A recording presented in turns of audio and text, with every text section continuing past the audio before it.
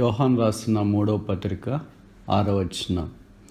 వారిని ప్రేమను గూర్చి సంఘం ఎదుట సాక్ష్యమిచ్చిరి. నా పేరు జయరాజు. నేను నిష్టగల నామకార్థ క్రైస్తవ కుటుంబంలో కర్నూలు జిల్లాలోని ఒక మారుమూల గ్రామంలో జన్మించాను. ఆరంభము నుండే యేసుప్రభు పరిచయము, బైబిల్ పరిచయము. కానీ యేసుప్రభు అనుభవ జీవితంలో లేదు. రోజులు గడుస్తూ ఉన్నాయి. మా గ్రామములో సిఎస్ఐ చర్చ్ ఉంది. మా తల్లిదండ్రులు సిఎస్ఐ చర్చ్కి సంబంధించిన వారు. సాధారణంగా నవంబర్ 24 నుండి డిసెంబర్ 25 దాకా క్రిస్మస్ సీజన్గా ఆ ఊరిలో పరిగణించేవారు. క్యారల్స్ నవంబర్ 24 రాత్రి నుండి ఆరంభించి డిసెంబర్ 24 రాత్రి దాకా కొనసాగడం ఆనవాయితీ. ఈ క్రిస్మస్ సీజన్ అంటే కోలాహలం, సందడి, పండుగ వాతావరణం, ఊరంతా విస్తరించిన ఆనందంతో ఉండడం సహజంగా చూస్తూ ఉండేవాడిని. అయితే రోజులు గడిచే కొలది ఈ క్రిస్మస్ అయిపోయిన తర్వాత ఆనందం ఆవిరి కావడం ఆరంభమైంది. ఆ దినాల్లోనే క్రిస్మస్ తర్వాత కూడా ఈ సంతోషం ఉంటే ఎంత బాగుండో అని అనుకునేవాడిని. దాని కొరకై ప్రయత్నం చేయడం ఆరంభించిన. అంతకు మునుపుగా ఈ క్రిస్మస్ సందడిలో సిఎస్ఐ చర్చ్లో మా తల్లిదండ్రులు వెళ్ళేవాళ్ళు కనుక నేను కూడా వెళ్ళి ఆయా కార్యక్రమాల్లో పాలు పొందడం, బైబిల్ చదవడం, క్రైస్తవ నాటకాలు, క్రీస్తు జన్మం లాంటి దాంట్లో దేవదూత పాత్ర పోషించడం ఆనవాయితీగా వచ్చింది. అయితే క్రిస్మస్ అయిపోయిన వెంటనే సంతోషం కూడా ఆవిరైపోయేది. నాలో ఉన్న జిజ్ఞాస, ఈ సంతోషం సంవత్సరంలో 365 రోజులు ఉండాలంటే ఏం చేయాలా అని ఆలోచించడం ఆరంభించినాను. అప్పుడు నేను స్కూల్లో చదువుతున్న దినాలు మా గ్రామంలో కొంతమంది పెద్దవారిని అడిగాను, ఈ సంతోషం ఇలాగే ఉండాలంటే ఎలాగా అని. వాళ్ళు రకరకాల జవాబులు చెప్పారు. దాంట్లో ఒకళ్ళు అన్నారు, ఇది బహుశా మనకు కష్టమేమో, ఏకాంతంగా సన్యాసులుగా కొండల్లో గుహల్లో సంచరిస్తూ ఎప్పుడు దేవుణ్ణి ధ్యానిస్తే బహుశా సాధ్యమేమో అన్నారు. కొంతమంది ఉన్న దాంట్లోనే సంతోషపడు, రాని దాని కొరకు ఎందుకు ప్రయత్నిస్తావని మాట్లాడడం ఆరంభించినారు. మెట్టుకు దేవుని యొక్క సన్నిధిని గురించిన జిజ్ఞాస, ఆనందాన్ని గురించిన అన్వేషణ నాలో క్రమేణా పెరుగుతూ ఆరంభమైంది. ప్రతిరోజు కుటుంబంలో కుటుంబ ప్రార్థన చేయట, బైబిల్ చదవట ఆనవాయితీ. కానీ యేసు ప్రభు హృదయంలో లేని కారణం చేత హృదయం అంతా శూన్యం ఆవరించింది. అది 9వ తరగతి చదువుతున్న దినాలు. మా ఊరు నుండి 3 కిలోమీటర్లు నడిచి ఆలూరు అనే స్థలానికి ఈ చదువు కొరకు వెళ్ళేవాళ్ళం. నడిచి వెళ్ళుట ఆ దినాల్లో పరిపాటి. ఆ 9వ తరగతి చదువుతున్న దినాల్లోనే నాకు ఒక పరిచయమైన పెద్ద వ్యక్తితో ఇదే ప్రశ్న వేశాను, క్రిస్మస్ సంతోషం సంవత్సరం అంతా ఉండాలంటే ఎలాగో అని. ఆయన ఇంకొక పరిచయమైన వ్యక్తికి నన్ను పరిచయం చేయడం తటస్థించింది. అప్పుడు ఆయన అన్నాడు, ధర్మశాస్త్రం పాటించాలి, దేవుని యందు భయభక్తులు కలిగి ఉండాలి, 10 ఆజ్ఞలు పొల్లుపోకుండా పాటిస్తే భవిష్యత్ సాధ్యం అన్నాడు. వాటి కొరకు ప్రయత్నం చేయడం ఆరంభించినాను. కానీ అది వీలు కాలేదు. రోజులు గడిచిన తర్వాత ఈ సంతోషం పొందడం నా క్రియల వల్ల సాధ్యం కాదని నాకు అర్థమైంది. కానీ నా హృదయం అంతా సంతోషంతో నింపబడాలని అన్వేషిస్తూ ఉండేవాడిని. అది 1983 సంవత్సరం అక్టోబర్ 8వ తారీఖు. ప్రతిరోజు సాయంకాలం క్రమం తప్పకుండా మా గ్రామంలో ఉన్న చర్చికి ప్రార్థన కొరకు వెళ్ళడం ఆనవాయితీ. ఆ రోజు కూడా అలాగే ప్రార్థన కొరకు వెళ్ళాను. ప్రార్థన చేయటానికి మోకరించినాను. నాకు తెలియకుండానే పరిశుద్ధాత్మ దేవుడు నేను ఎంత పాపినో నాకు చూపించడం ఆరంభించినాడు. నా పాపాలు ఒక సినిమాలోని స్క్రీన్ మాదిరి, తెర మాదిరి నా ఎదుట కళ్ళకు కట్టినట్లుగా కనపడడం ఆరంభమైనాయి. నేను మనుషులు తలంచే పెద్ద పాపాలు అంటారు కదా, అలాంటివి ఏం చేయకపోయినా సినిమాలు చూడడం కానీ, నవల్స్ చదవడం కానీ, చెడ్డ స్నేహం కానీ, చెడ్డ తిరుగుళ్ళు కానీ, త్రాగుడు కానీ, జూదం కానీ ఇలాంటివి ఏం లేకపోయినా సాధారణంగా పాపంలో పుట్టాను కనుక అబద్ధాలు ఇవన్నీ తరచుగా సంభవించేవి. నేను రక్షణ పొందే అంతదాకా సినిమాలంటే ఆశ లేదు. వేరే బంధువులు మాత్రం ఒకే ఒక సినిమాకి తీసుకుని వెళ్ళారు. మధ్యలోనే అక్కడి నుండి బయటికి రావడం ఆరంభమైంది. కనుక సినిమా పిచ్చి లేదు, వేరే పాప పిచ్చి అని తలంచేవి ఏమీ లేవు. కానీ నామకార్థ క్రైస్తవుడిని. రక్షణానందము దేవుని యొద్ద నుండే పొందుట సాధ్యమని పరిశుద్ధాత్మదేవుడు నా పాపాలు ఒప్పించడం ఆరంభించినాడు. నా పాపాల కొరకై యేసు ప్రభువారు సిలువలో రక్తము కార్చి చనిపోయి సమాధి చేయబడి తిరిగి లేచి పరలోక స్థలాల్లో ఆసుండయుడి విజ్ఞాపన చేస్తున్నాడని జ్ఞాపకం చేశాడు. ఆ సిలువ దృశ్యం ఒకవైపు, నా పాప భారం ఒకవైపు కనిపిస్తూ ఉంటే నా పాపాలు నాకు తెలియకుండానే ఒప్పుకోవడం ఆరంభించినాను. కన్నీరు కారిపోతుంది. ఉదయం భారముతో ఉన్నది తేలికవుతూ వచ్చింది. ప్రభువు నా పాపాలు క్షమిస్తూ ఉన్నాడని నాకు అర్థమైంది. అది నేను రక్షణ పొందిన అందమైన రాత్రి, ఆత్మీయ రాత్రి, ఆశీర్వాదకరమైన రాత్రి, అద్భుతమైన రాత్రి, అసమానమైన రాత్రి. ఆ రాత్రి చెప్పసఖ్యము కానీ దేవుని సంతోషం నా హృదయాన్ని దావానములా ఆవరించింది. అందుకే అది నాకు శుభదినం, రక్షణ దినం, సంతోషకరమైన దినం. ఆ దినమే నా జీవితంలో నిజమైన క్రిస్మస్. అదే దేవుడు అనుగ్రహించిన సంతోషం, సమాధానం. ఇప్పుడు నా పాపాలు యేసు ప్రభు కడిగి వేసినాడనే నిశ్చయిత వచ్చింది. పాప భారం తొలగిపోయింది. ఆ రాత్రి నిద్రపట్టలేదు. ఉదయకాలం లేచాను.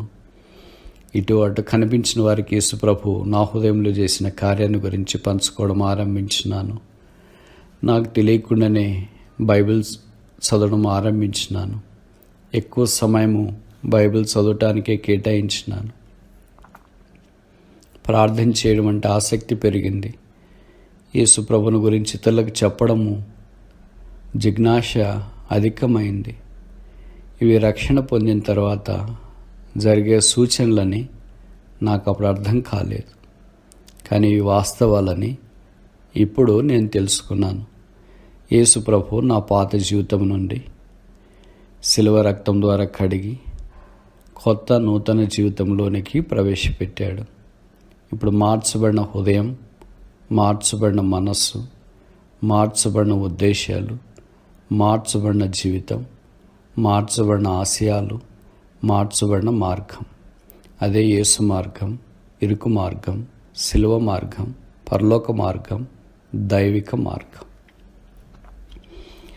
రక్షణ పొందిన తర్వాత ఆత్మీయంగా ఎదగటానికి దేవుడు సహవాసాన్ని మా గ్రామానికి అల్లంత దూరంలోనే ఇచ్చాడు. అప్పుడు చాలా తక్కువ మంది ఆ ఊర్లో ఈ హెబ్రోన్ సహవాసం కొరకే చేరవచ్చేవారు. మా గ్రామంలో ఉన్నది సిఎస్సి చర్చి కాకుండా హెబ్రోన్ సహవాసానికి వెళ్ళటానికి పరిశుద్ధాత్మదేవుడు నడిపించినాడు. అక్కడికి వెళ్ళడం ద్వారా దేవుని ఆత్మతో సత్యంతో ఆరాధించటంటే తెలుసుకున్నా. యేసు ప్రభుని గురించి సాక్ష్యం ఎలాగ చెప్పాలో తెలియపరచబడింది. యేసు ప్రభు వాక్యము వినడం, ఆ ప్రకారంగా జీవించడానికి ప్రయత్నించడం, పరిశుద్ధుల సహవాసం, అపోస్తుల కార్యాలు 2:42 ప్రకారం అపోస్తుల బోధ, సహవాసం, ప్రార్థన, రొట్టె విరుచుట దేవుడు అనుభవంలోనికి తోడుకొని వచ్చినాడు. రోజులు గడిచే కొలది ఆత్మీయంగా ఎదుగుతూ ఉన్నాను. దేవుడు ఇన్స్ట్రుమేట్లో ఫస్ట్ క్లాస్లో పాస్ కావటానికి సహాయం చేశాడు. ఇది దేవుని దయ, ఉచితమైన కృప. ఆ యేసుని ఎరగనంత వరకు నాకు ఫస్ట్ క్లాస్ అంటే తెలియదు. 10th క్లాస్లో నేను 10th క్లాస్లో సెకండ్ క్లాస్లో పాస్ అయ్యాను. అయితే యేసు ప్రభుని ఎరిగిన తర్వాత ఆయన ఆశీర్వాదం కుమ్మరించడం ఆరంభించినాడు అని నాకు అర్థమైంది. ఆ తర్వాత బీఎస్సీ చదవటానికి అనంతపురంలోని గవర్నమెంట్ కాలేజీకి వెళ్ళడం జరిగింది. దానికి అందుబాటులో ఉన్న అటాచ్డ్ హాస్టల్లో దేవుడు సీట్ ఇచ్చినాడు. 3 సంవత్సరాలు అక్కడ ఆ చదువుతో పాటు జోషమ ప్రార్థన మందిరంలో ఆత్మ సంబంధమైన తర్బీదు, శిక్షణ ప్రభు ఇవ్వడం ఆరంభించినాడు. ప్రతిరోజు వీలైనంత వరకు మందిర కార్యక్రమాలకు సాయంకాలము హాజరు కావడం ఆనవాయితీ. ఒకవేళ సాయంకాలం పూట మందిర కార్యక్రమాలు ఏమీ లేకపోతే మా హాస్టల్కి అల్లంత దూరాన ఉన్న కాలేజీలో, అంటే మేము చదువుతున్న కాలేజీలో ఒకవైపు షెడ్లు ఉంటాయి. దానికి సాధారణంగా తాళపు వేసేవాళ్ళు కాదు. అలాంటి ఒక షెడ్లో సాయంకాలం వెళ్ళి ఆ కాలేజీ కొరకు, మా క్లాస్మేట్స్ కొరకు, నాకు పరిచయమైన వారి కొరకు, నా కొరకు ప్రార్థన చేయడం దేవుడు నేర్పిస్తూ వచ్చినాడు. అలాగూ ప్రార్థన అంటే మక్కువ, ఆసక్తి పరిశుద్ధాత్మ దేవుడు హృదయాంతరంగంలో కలిగించినాడు. అనంతపురంలో నేను డిగ్రీ చదువుతున్న దినాల్లో 3 సంవత్సరాల్లో దేవుని మందిరావరణంలో ఆయా పరిచర్లో పాలు పొందటానికి సహాయం చేశాడు. బహిరంగ సువార్తకు వెళ్ళటానికి, సువార్త కరపత్రికలు పంచటానికి, యేసు ప్రభుని గురించి సాక్ష్యం ఇవ్వటానికి, దేవుని మందిరావరణంలో పనులు చూడటానికి, ఇతర విశ్వాసులతో కలిసి సహవాసంలో ఉండట, ప్రార్థన చేయట దేవుడు నేర్పిస్తూ వచ్చినాడు.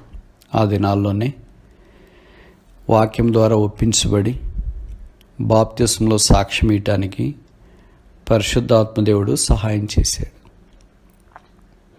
బాప్తిస్మంలో సాక్ష్యం పొందిన తర్వాత దేవుడు నాకు ఇచ్చిన వాగ్దానము యెహోషువ 1:3, నీవు అడుగుపెట్టు ప్రతి స్థలమును నేను నీకు ఇచ్చి ఉన్నాను.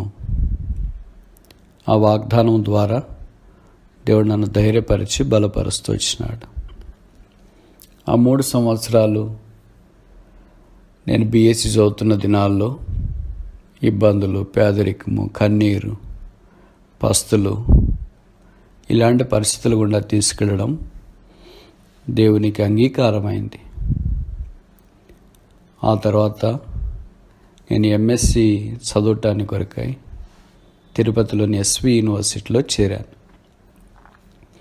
పెద్ద యూనివర్సిటీ, విశాలమైన ప్రాంగణం, విస్తారమైన విద్యార్థులు, రంగుల హరివిల్లు లాంటి యూనివర్సిటీ జీవితం. హాస్టల్లో చక్కటి సదుపాయాలు, సౌకర్యాలు, యూనివర్సిటీ ప్రొఫెసర్ల మధ్యలో చదువు సాగడం ఆరంభించింది.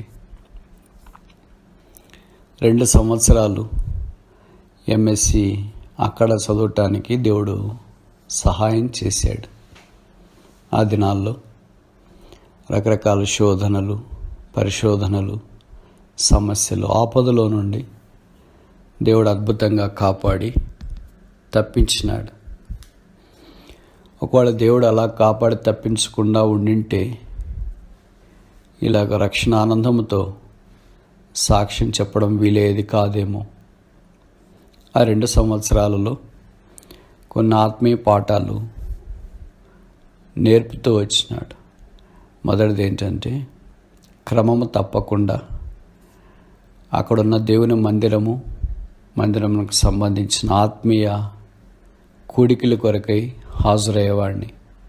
సమయానికే వర్షకాలమైన, చలికాలమైన, వేసవికాలమైన 2 సంవత్సరాలలో మందిరానికి సంబంధించిన ఏ కూటము కూడా ఆలస్యంగా వెళ్ళినట్లు నాకు గుర్తులేదు.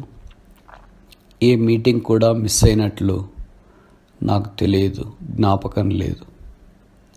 ఆ 2 ఏళ్లలో అన్ని కూడికలకు వెళ్ళే అవకాశము దేవుడు నాకు అనుగ్రహించినాడు. ఆరోగ్యములో, అనారోగ్యములో, వర్షంలో, సామాన్యమైన పరిస్థితిలో దేవుడు సహాయం చేస్తూ వచ్చినాడు. మరి చదువు ఎలాగూ మీటింగ్లకి వెళితే అంటే రాత్రి కూడికలు అయిపోయిన తర్వాత రూమ్కి వచ్చి స్నానం చేసి భోజనం చేసేటప్పటికి 10 గంటలు అయ్యేది. 10 నుండి 12 గంటల దాకా నాకున్న హోంవర్క్ కానీ చదువు కానీ చదువుకోవడం అలవాటు. విచిత్రం ఏంటంటే నాకు లైబ్రరీలో కొన్ని పుస్తకాలు ఉన్నాయి, నా దగ్గర అన్ని పుస్తకాలు ఉండేవి కాదు. కానీ నా రూమ్మేటు చాలా ధనవంతుడు, తహసీల్దార్ కొడుకు. ఆయన దగ్గర అన్ని పుస్తకాలు, మెటీరియల్ ఉండేది. నేను మంది నుండి వచ్చేటప్పటికి ఆయన లైట్ ఆఫ్ చేసి పడుకునేవాడు. ఆ తర్వాత నేను లైట్ వేసి ఆయన పుస్తకాలు తీసుకొని చదువుకొని వాటినే నా నోట్స్గా రాసుకునేవాడిని. బహుశా నేను ఆయన పుస్తకాలు వాడుతున్నానని ఆయనకు ఆరంభంలో తెలియదు, ఆఖరిగా తెలిసిందనుకుంటా. కనుక మొదటిది క్రమము తప్పకుండా దైవ కార్యక్రమాలకు హాజరు కావడం. రెండవది ప్రతిరోజు రాత్రి 12 గంటల తర్వాత ఆ యూనివర్సిటీ క్యాంపస్లో విద్యార్థుల కొరకు, మా కొరకు, ఆ పట్టణ క్షేమము కొరకు ప్రార్థన చేయటానికి కూడేవారు రాత్రి 12 గంటలకు. ఆ చలికాలమైన, వర్షకాలమైన, వేసవికాలమైన చుట్టుపక్కల రకరకాల తేళ్ళు, పాములు ఇలాంటివన్నీ సంచరిస్తున్నా రాత్రి 12 గంటలకు కొంతమంది బ్రదర్స్ వాళ్ళతో కలిసి నేను ప్రార్థన చేయటానికి పూనుకునేవారు. కొన్నిసార్లు మా ప్రార్థన అయిపోయేటప్పటికి సూర్యోదయం కూడా చూడటానికి దేవుడు సహాయం చేస్తూ వచ్చినాడు. మా సొంత అక్కర్ల కొరకు ప్రార్థన చేసిన దానికంటే ప్రజల క్షేమాభివృద్ధి కొరకు ప్రార్థన చేసిన సమయమే అక్కడ ఎక్కువ. ఆ ప్రార్థన కూడికలో పాలు పొందిన చాలామంది బ్రదర్స్ ఇప్పుడు పాశ్చాత్య దేశాల్లో ఉన్నారు, నేను తప్ప. దేవుడు నన్ను మాత్రము భారతదేశంలో ఉంచినాడు. ఎందుకో తెలియదు. ఆయన ఏది చేసినా మంచిది, ఆయన మంచివాడు, ఆయన ఉత్తముడు అని ఇప్పుడు అర్థమవుతుంది.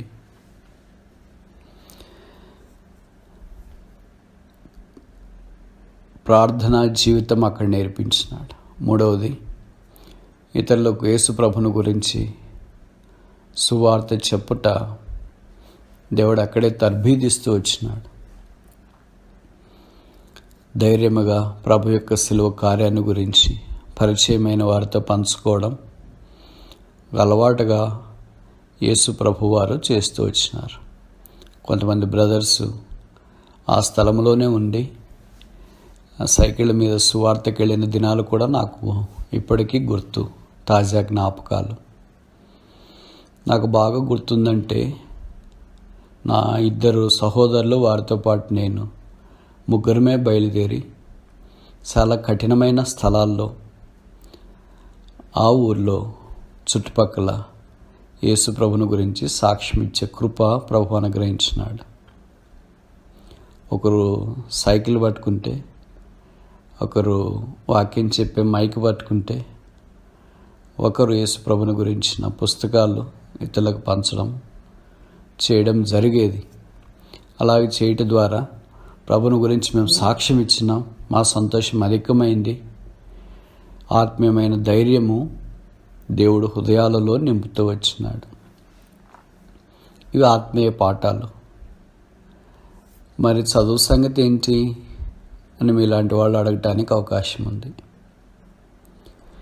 సాధారణంగా నాకున్న అలవాటు ఏంటంటే 7వ తరగతి నుండి పరీక్షలు రాయడమే కానీ రిజల్ట్ నేను ఎప్పుడు చూడలేదు. 7వ తరగతి నుండి PhD దాకా నా రిజల్ట్స్ చూసింది వేరే వాళ్ళు. దేవుడు మనల్ని పరీక్ష రాయడానికి పెట్టినాడు, వేరే వాళ్ళు మన రిజల్ట్స్ చూసి చెప్పడానికి దేవుడు పెట్టాడేమో అని నేను అనుకునేవాడిని. అది మొదటి సంవత్సరం MSc అయిపోయిన తర్వాత మా యూనివర్సిటీలో పోస్ట్ ఆఫీస్ వైపు నేను అడుగులు వేస్తున్న క్రమంగా మా రూమ్మేటు నాకు ఎదురుగా వచ్చాడు. ఇలాగన్నాడు, జయరాజ్ ఏం రాశాను పరీక్షలో అన్నాడు. నాకు భయం వేసింది, బహుశా ఫెయిల్ అయ్యానేమో అని. ఏంటి విషయం ఏంటంటే, నీకు ఫస్ట్ ర్యాంక్ వచ్చింది. నమ్మశక్యం కాలేదు.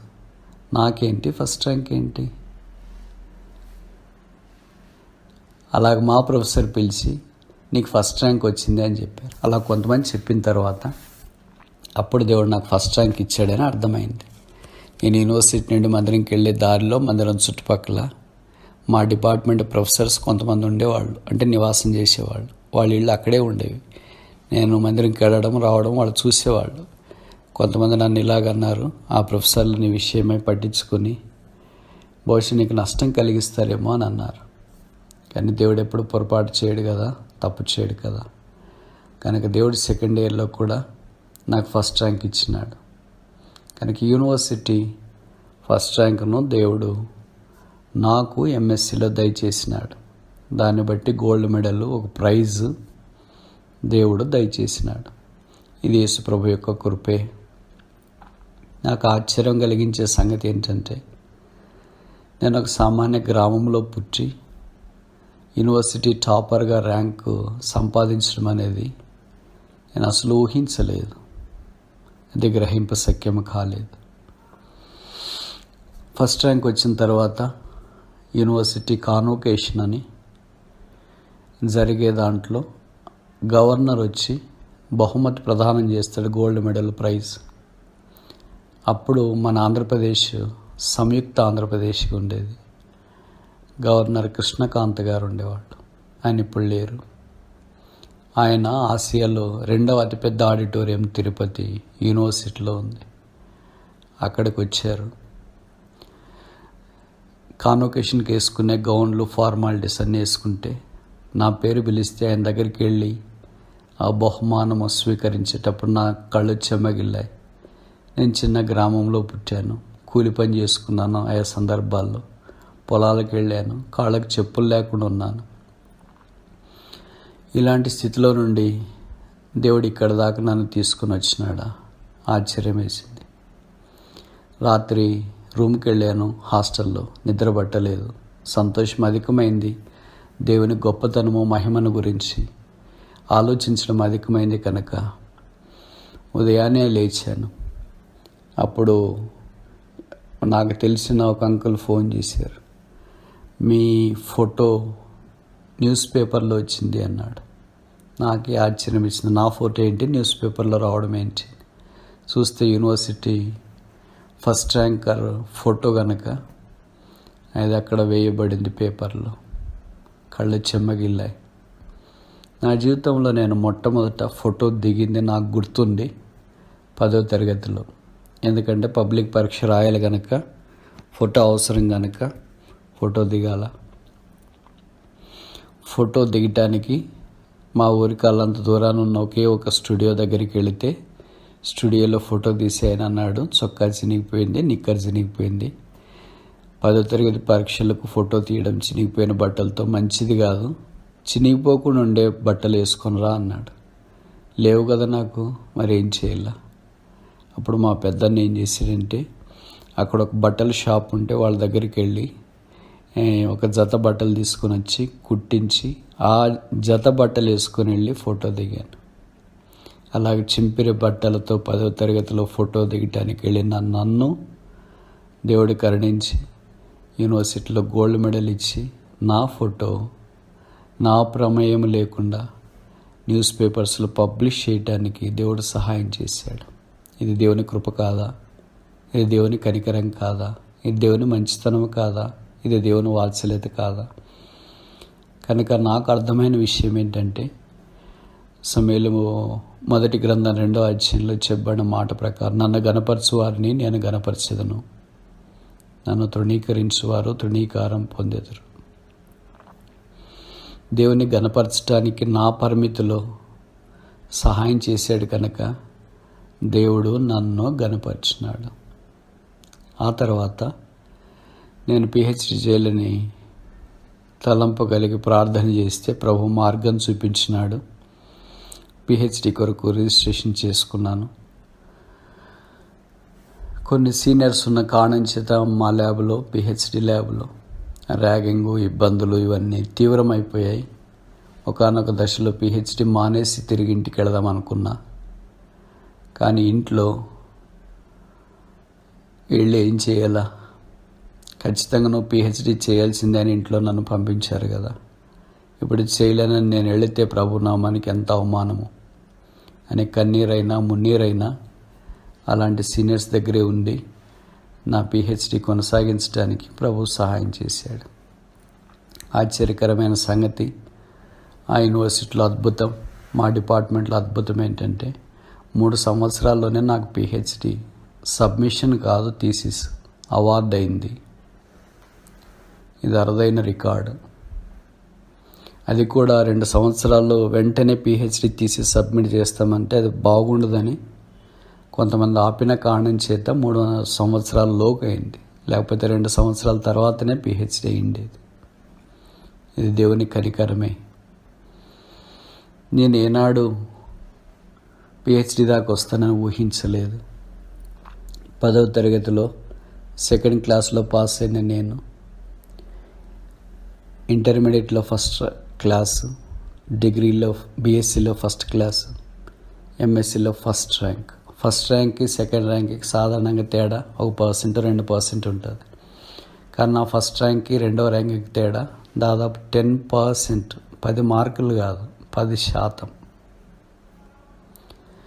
అంటే the second ranker could never beat A first ranker. ఇంకెప్పుడు ఎన్నడూ సెకండ్ ర్యాంకర్ ఫస్ట్ ర్యాంకర్ని బీట్ చేయలేదు. అలాగే పిహెచ్డి విషయంలో కనుక నా అకాడమిక్ గ్రాఫ్ దేవుడు ఉన్నతమైన విధానంలో ఆశీర్వదించడం ఆరంభించినాడు.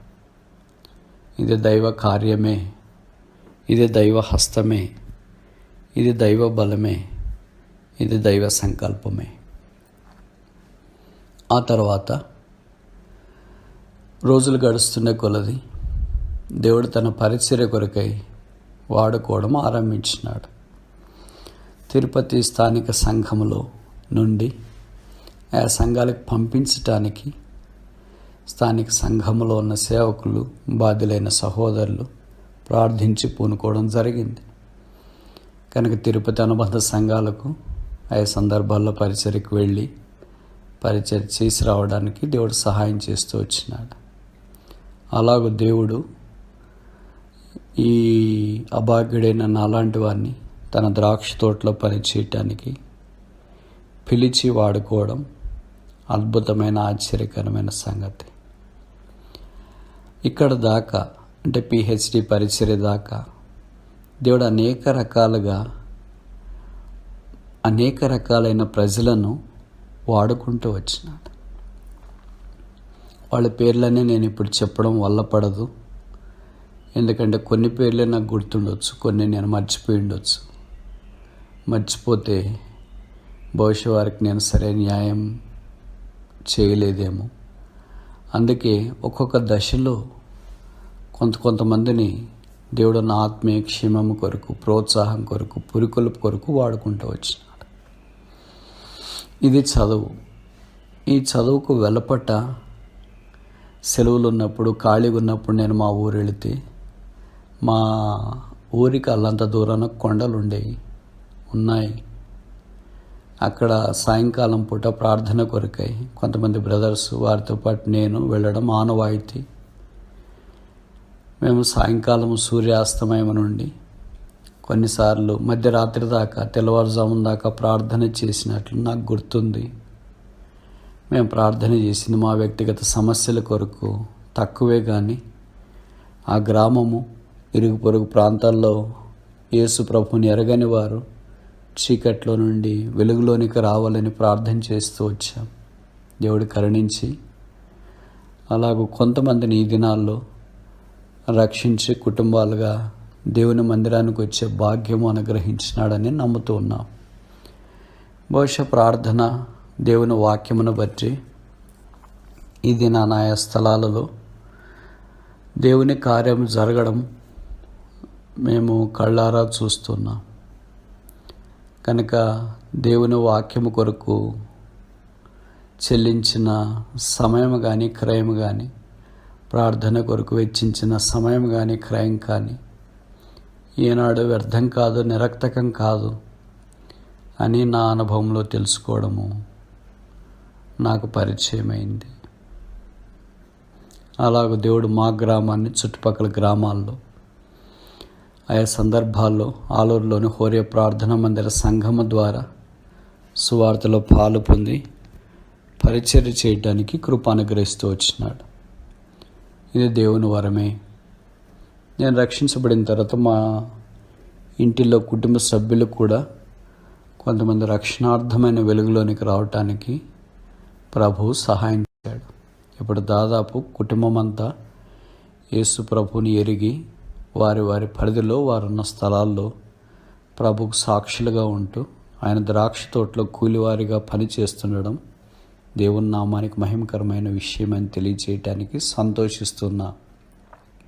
అపోస్తల కార్యాలు 16:31 ప్రకారము నీవు రక్షించబడితే నీవును నీ ఇంటి వారును రక్షించబడదరనే మాట దేవుడు నా విషయంలో వాస్తవం చేశాడని నేను దృఢంగా ప్రగాఢముగా నమ్ముచూ ఉన్నాను.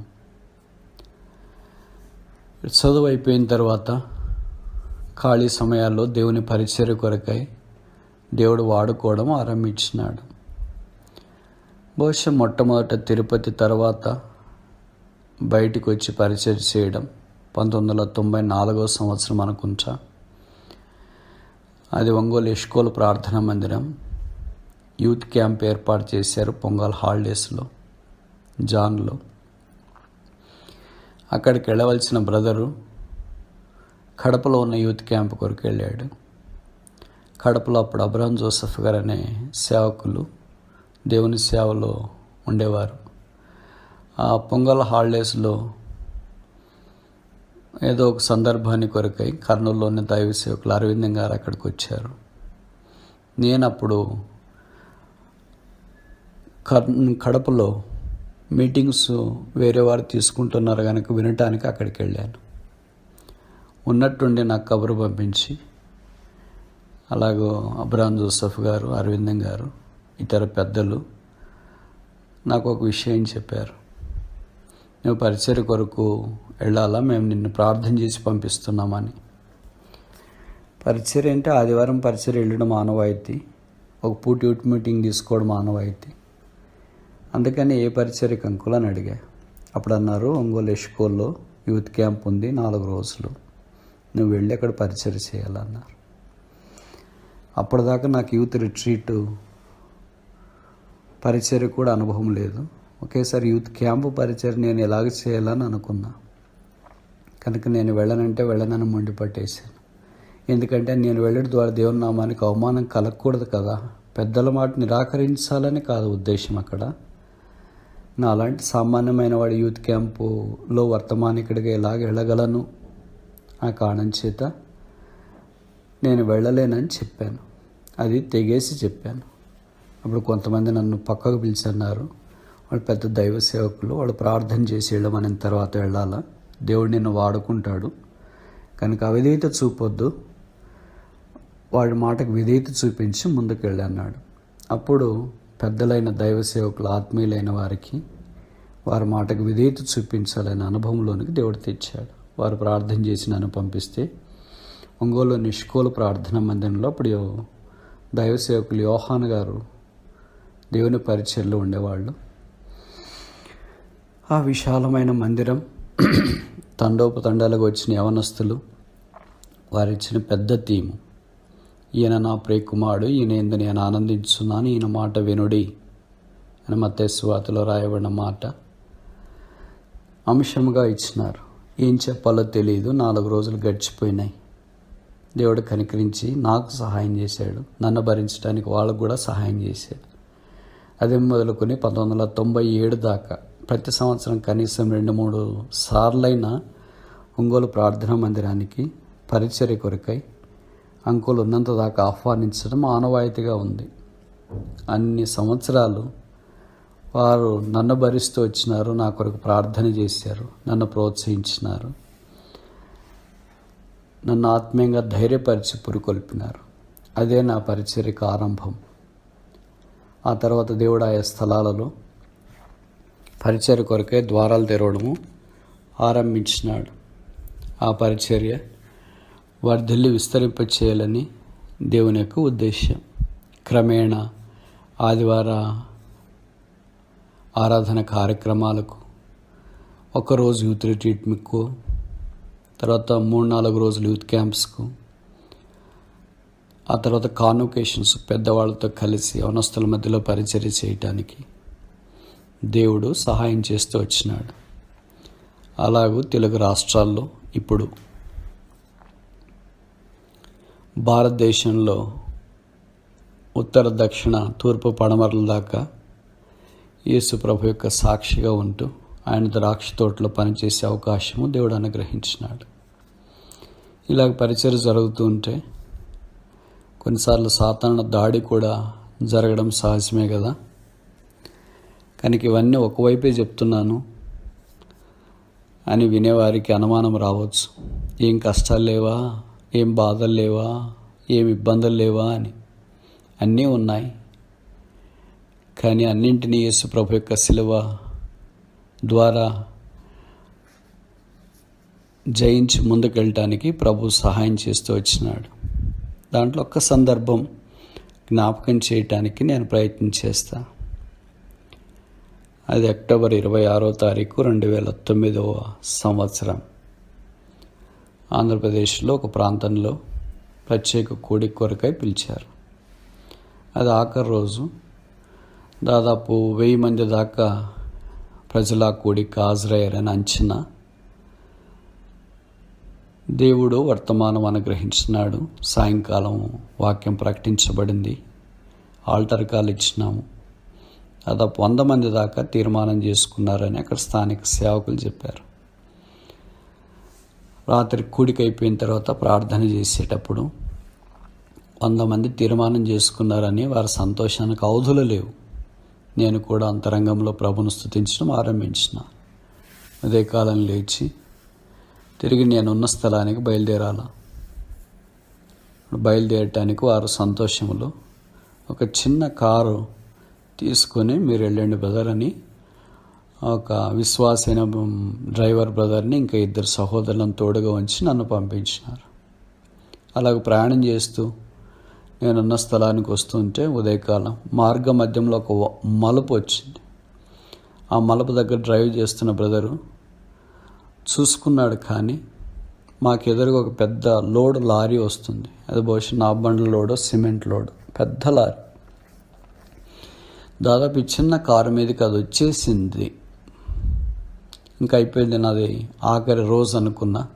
ప్రభువా నీ చిత్తమైతే నన్ను తీసుకో, లేకపోతే బ్రతికించు అని సెకండ్లో ప్రార్థన చేయడం ఆరంభమైంది. దేవుడు కనికరించినాడు. ఆ డ్రైవ్ చేసే బ్రదర్ రెప్పపాటున తప్పించినాడు.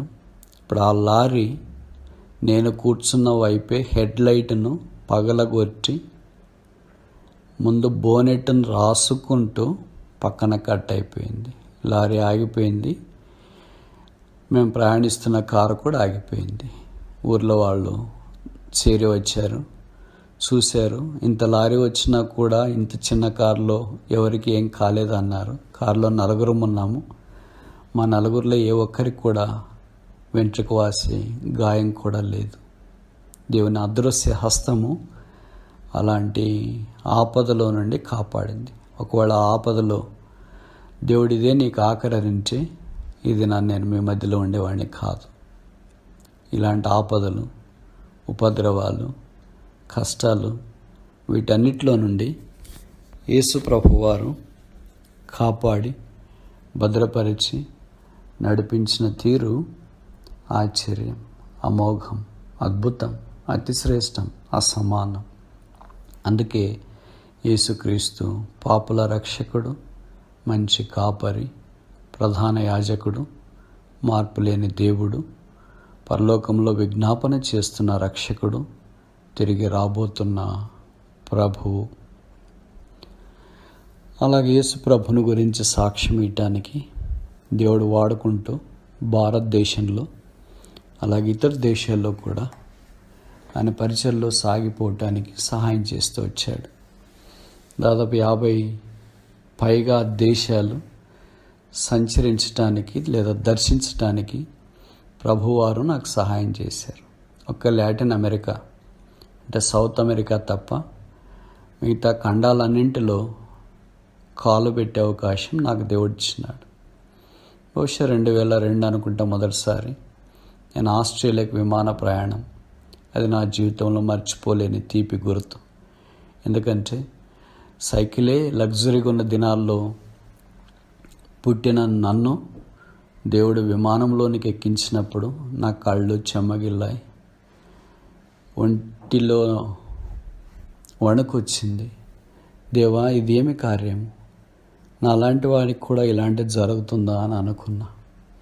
అలాగే Australia, America, China, Japan, Malaysia, Singapore, England, Scotland, Ireland, Sweden, Norway, Germany, France, Italy, Middle east,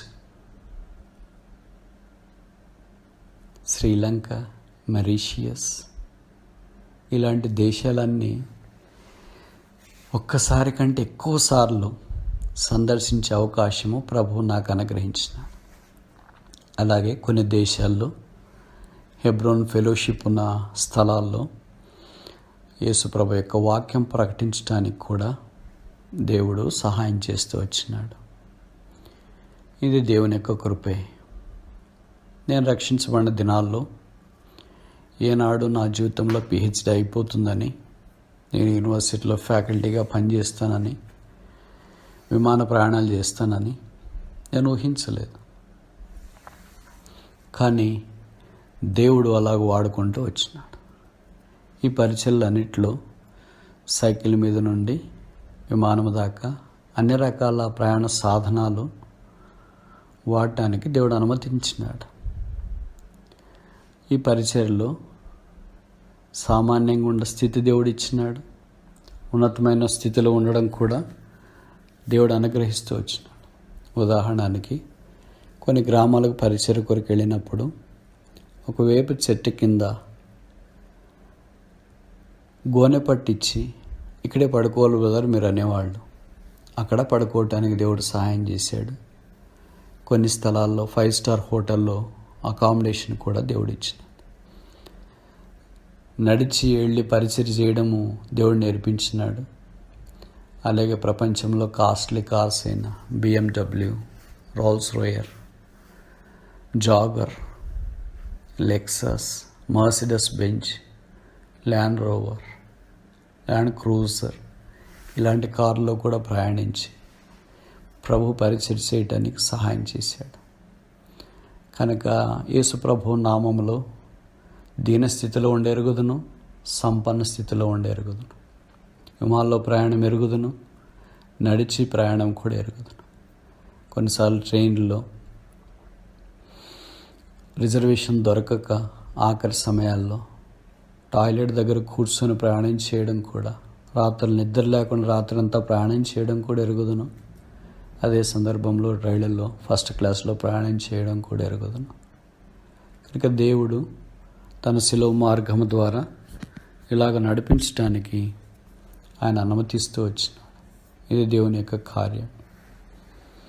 ఈ ప్రపంచ దేశాలు పర్యటించినప్పుడు దాదాపు అన్ని సందర్భాలలో యూనివర్సిటీ తరపున నేను చేసిన పరిశోధన పత్రాలను సమర్పించే అవకాశం దేవుడు అనుగ్రహించినాడు.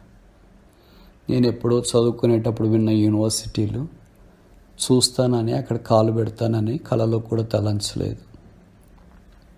ఉదాహరణకి అమెరికాలో ప్రపంచ ప్రసిద్ధి చెందిన MIT, masters institute of technology, ప్రపంచంలో నంబర్ 1 ఇంజనీరింగ్ కాలేజ్. రెండవది హార్వర్డ్ యూనివర్సిటీ. జాన్ హార్వర్డ్ అనే గొప్ప భక్తుడు 16వ శతాబ్దంలో బోస్టన్ నగరంలో ఈ యూనివర్సిటీ ఆరంభించినాడు. ఇప్పటికే అది టాప్ యూనివర్సిటీలో ఒకటిగా పరిగణించబడుతుంది. Stanford university California, Washington university వాషింగ్టన్లో, డలాస్ యూనివర్సిటీ డాలస్లో, న్యూయార్క్ యూనివర్సిటీ న్యూయార్క్లో, ఇలాగ అమెరికా సంయుక్త రాష్ట్రాల్లో పేరెన్నిక కన్నా యూనివర్సిటీల్లో అడుగుపెట్టే అవకాశము దేవుడు అనుగ్రహించినాడు.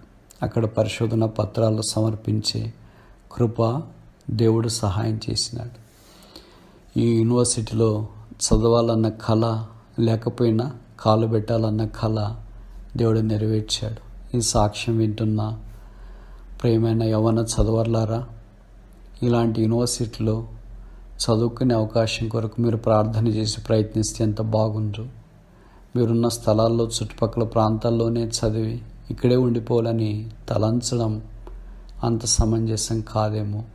బోధి గంతముల వరకు వెళ్ళి ఆయనకు సాక్షులయుండుడి అనే వాక్యంలో రాయబడిన మాట ప్రకారం మీరు వెళ్ళి ఆయన నామాన్ని బట్టి సాక్ష్యం ఇవ్వాలని దేవుడు కోరుతున్నాడు. మీకు అవకాశం ఉంది. అలాంటి ప్రపంచ ప్రఖ్యాతి చెందిన యూనివర్సిటీలో కాలు పెట్టండి. దేవుడి కొరకు గొప్ప వ్యక్తులుగా జీవించండి. హెబ్రీ పత్రిక 11వ అధ్యాయంలో మోషేను గురించి చెప్పబడింది.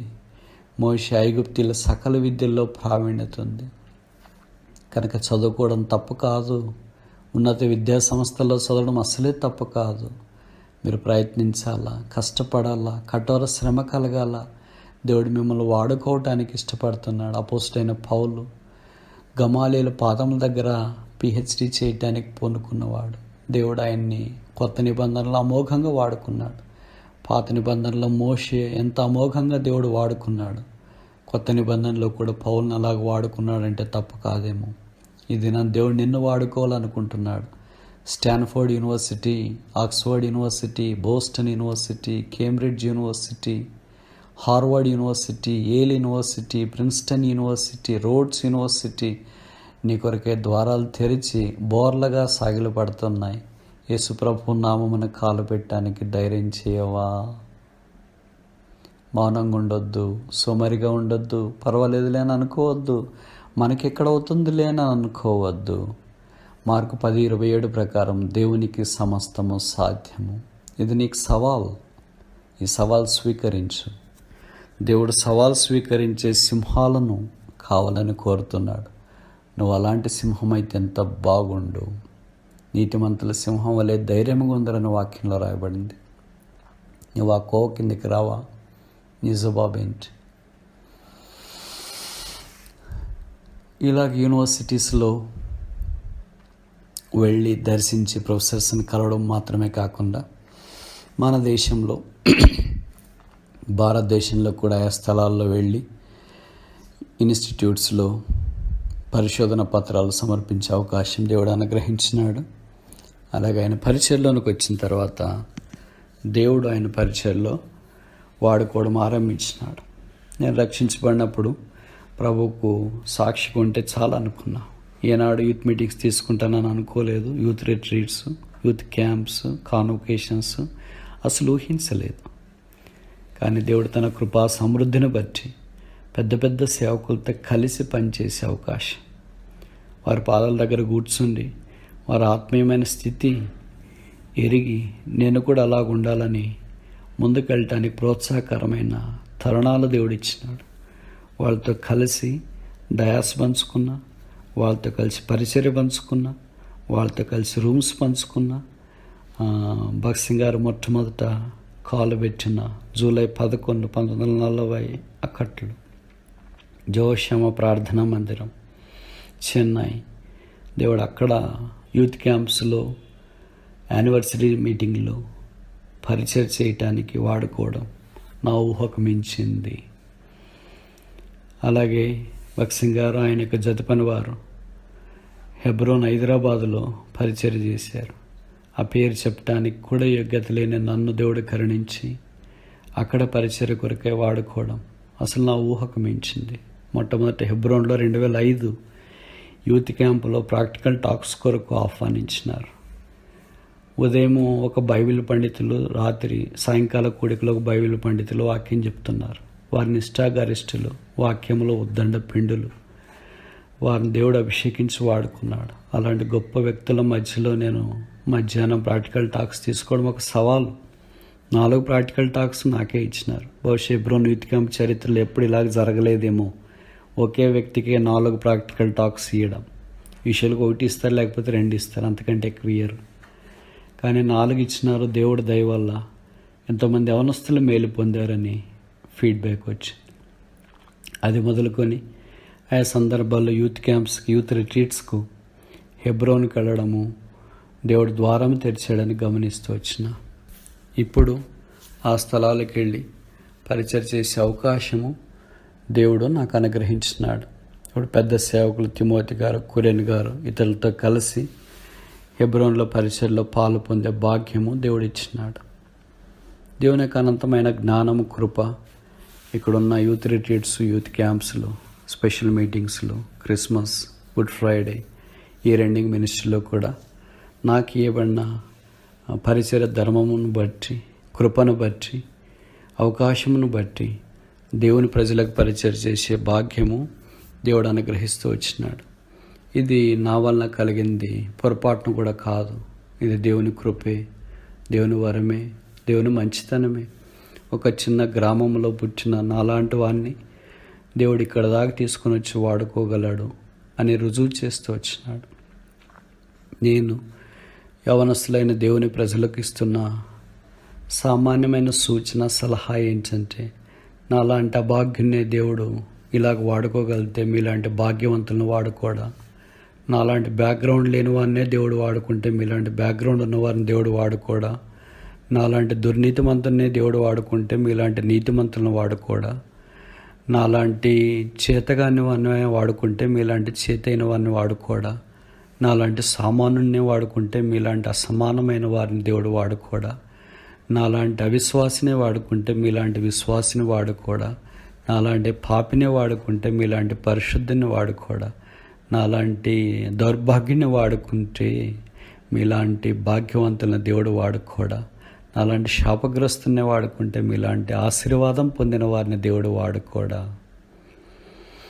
దేవుడికి సమస్తము సాధ్యము. దేవుడు నిన్ను వాడుకోవటానికి ఇష్టపడుతున్నాడు. దేవుని యొక్క చేతిలోనికి రావటానికి నీవు ఇష్టపడాలని దేవుడు కోరుతున్నాడు. ఇవన్నీ నేను చెబుతూ ఉంటే మీకు అనుకోవచ్చు, ఇవన్నీ బాగానే ఉన్నాయి కానీ మరి మీకు కష్టాలు, బాధలు ఏమి లేవా అని. నాకు కష్టాలు వచ్చినాయి, బాధలు వచ్చినాయి, కృంగుదలు వచ్చినాయి, వేదనలు వచ్చినాయి. నేనంటే పడని వాళ్ళు ఎంతమంది ఉన్నారో, నేనంటే ఇష్టపడేవాళ్ళు కూడా అంతేమంది ఉన్నారంటే తప్పు కాదేమో. వాటన్నిటిలో ప్రభు నామాన్ని బట్టి నన్ను ఇష్టపడేవారు, నన్ను ప్రేమించేవారు, నా కొరకు ప్రార్థన చేసినవారు, నా ఆపదలో నిలిచినవారు, నా కష్టకాలంలో నా కన్నీరు, నా గాయాలతో, నా శ్రమానుభవంలో ఎక్కివించడానికి పూనుకున్నవారు దేవుని యొక్క దయ, సంఘ ప్రార్థనల ద్వారా ఇది నేను సజీవుడయ్యాను. లేకపోతే ఈ పాటికి దేవుని సంఘము, ప్రజలు నన్ను మర్చిపోయిండేవారంటే తప్పు కాదేమో. నా కొరకు ప్రార్థన చేసినారు, ఎంతోమంది ప్రయాసపడినారు, ఎంతోమంది నన్ను ప్రోత్సహించినారు, ఎంతోమంది కన్నీటితో ప్రార్థించినారు, ఎంతోమంది నాకు సేవ చేశారు, ఎంతోమంది నన్ను ధైర్యపరిచినారు, భుజం తట్టారు, వెన్న తట్టారు, నిలువబెట్టారు. వాడుకుంటూ రావటానికి దేవుని ద్వారా వారు పరికరాలుగా, సాధనాలుగా వాడుకున్నారు. ఇది నేను ఏమై ఉన్నాను, అది దేవుని కృప, దేవుని ప్రజల యొక్క సహకారం. కనుక దేవుని పరిచయంలో ఉన్నంత మాత్రాన మన కష్టాలు, ఇబ్బందులు రావని అర్థం కాదు. అవన్నీ రావడం సహజం. ఇది దేవుని యొక్క శ్రేష్టమైన ఏర్పాటు. ఇది దేవుని యొక్క అనంతమైన జ్ఞానం. దేవా, నాడలు నీకున్న తలంపులు ఎంత గొప్పవి, అవి విస్తారం, అవి లెక్కింప సఖ్యము కానివన్నీ ఉన్నాయి. అందుకే యెషయా గ్రంథంలో చెప్పబడినట్లు, దేశం యొక్క ఉన్నత స్థలముల మీదకి నేను నిన్ను ఎక్కించేదను. దేవుడు అలాగ తోడుకొని వచ్చినాడు. ఇది దేవుని యొక్క విశ్వాసతే, దేవుని యొక్క మంచితనమే.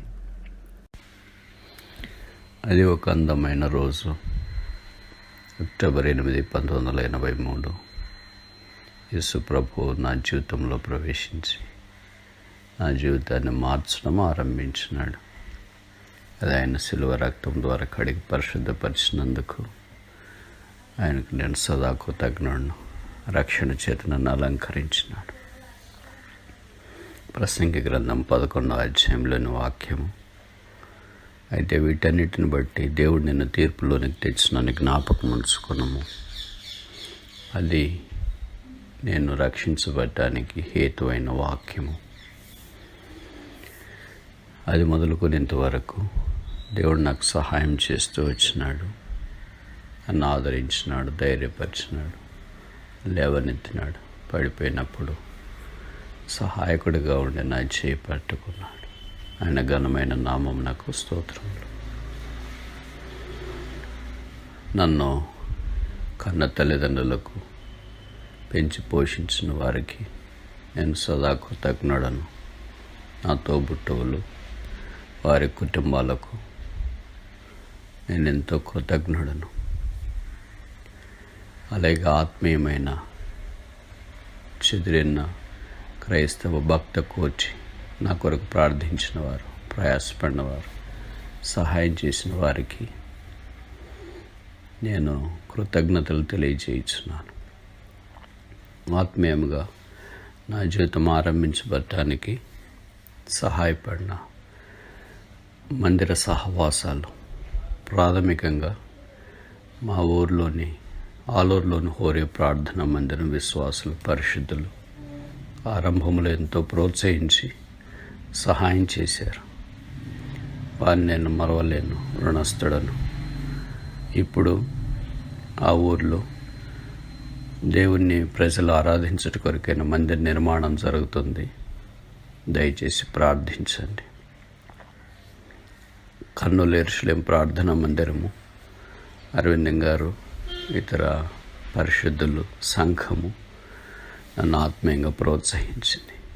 ఆ తర్వాత అనంతపూర్లోని జెహోషామా ప్రార్థనా మందిరం, తిరుపతిలోని నూతన యెరూషలేం ప్రార్థనా మందిరం, పరిశుద్ధులు, విశ్వాసులు, చెన్నై జెహోషామా ప్రార్థనా మందిరం, పరిశుద్ధులు, సేవకులు, విశ్వాసులు, చివరికి హెబ్రోన్ హైదరాబాద్ పెద్దలు, పరిశుద్ధులు, సేవకులు ఇంతవరకు సహాయం చేసి ప్రోత్సహించి ధైర్యపరిచి నడిపిస్తూ వచ్చినారు.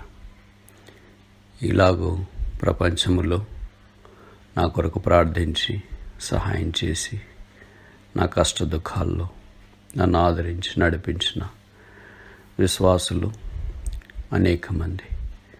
వారందరికీ నేను జీవితాంతం రుణపడి ఉన్నాను. ప్రభు రాకడ ఆలస్యమైతే భూమి మీద సజీవులుగా ఉంటే అందరూ కలిసి ఆయన రాకడ కొరకు సిద్ధపడ్డాం. మన ముందున్న తక్షణ కర్తవ్యం. నా కొరకు ప్రార్థించిన మీ అందరికీ చేతులెత్తి కృతజ్ఞతలు. దయచేసి రాబో దినాల్లో మరణం వరకు నమ్మకముగా ఉండనట్లు నా కొరకు మీ ప్రార్థనలు కొనసాగించాలని చేతులెత్తి మనవి చేస్తున్నాను. ప్రభుకు స్తోత్రాలు. Praise the lord.